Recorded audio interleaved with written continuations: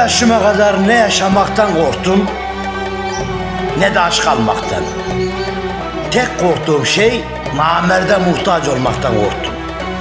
Çünkü aç kal, susuz kal ama namerde muhtaç olma.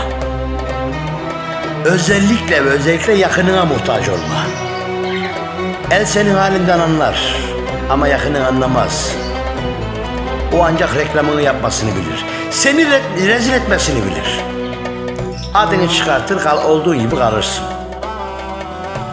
O yüzden yaşarken adımını sağlam at. Sağlam at ki düşme. Ona göre tutanın olmaz elinden. İşte o kadar.